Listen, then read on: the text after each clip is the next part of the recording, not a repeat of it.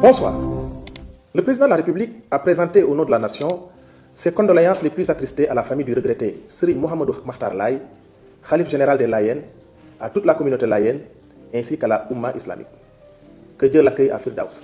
Ce soir marque le 44e Conseil des ministres sous la présidence de son Excellence M. Bassirou Diomaye Diakhar Faye. Le chef de l'État a tenu à saluer l'engagement constant et l'esprit d'équipe du gouvernement conduit par le Premier ministre M. Ousmane Sonko dans la mise en œuvre méthodique de notre projet commun, un Sénégal souverain, juste et prospère.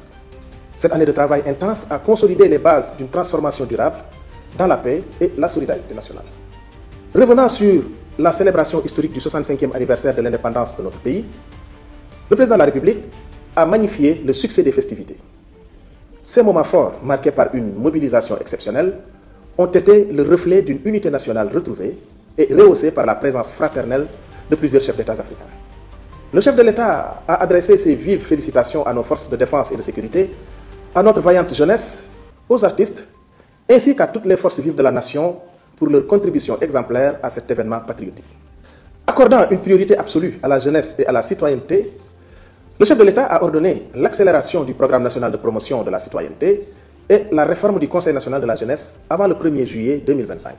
Il a insisté sur le renforcement du lien armée-nation et de l'instruction civique dans les écoles, sur la multiplication des infrastructures socio-sportives et l'encadrement associatif, et sur une politique de jeunesse innovante, ancrée dans nos valeurs et adaptée aux défis technologiques. Sur le plan sanitaire, le chef de l'État a exigé des mesures fortes pour répondre aux défis de la transformation de notre système de santé.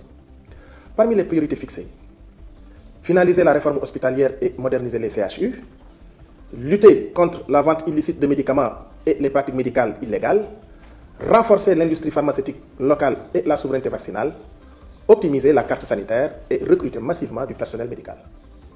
Par ailleurs, le ministre de la Santé produira un rapport trimestriel sur l'état du système de santé afin d'assurer un suivi rigoureux des progrès réalisés. Dans le domaine spatial, et après le lancement réussi de Gaïndé-Sat 1A, le Sénégal entend poursuivre sur cette dynamique d'excellence. Le président de la République a ainsi instruit la finalisation d'une politique spatiale nationale intégrée à la vision Sénégal 2050 en étroite collaboration avec l'Agence sénégalaise d'études spatiales. Le Premier ministre, M. Ousmane Sonko, a quant à lui tenu à alerter la nation sur une situation grave et inacceptable, celle de la prise en charge des personnes souffrant de troubles mentaux. Les récents drames survenus sur nos routes nous rappellent cruellement l'obsolescence de notre cadre juridique, en l'occurrence la loi du 9 juillet 1975, devenue inadaptée aux exigences actuelles de dignité humaine, de sécurité publique et de protection des droits. Pourtant, des efforts ont été engagés. Le plan stratégique de santé mentale 2024-2028, doté de 17,9 milliards de francs CFA, vise un accès universel à des soins de qualité sans stigmatisation. Mais les obstacles persistent. Manque de structures adaptées, errance des malades, financement insuffisant et retard dans les formations de professionnels. Face à ce constat, le Premier ministre donne des instructions claires.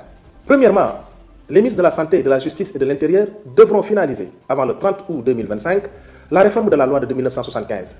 Cette réforme devra notamment humaniser les conditions d'internement, simplifier la prise en charge des malades en errance et renforcer les capacités de structures spécialisées.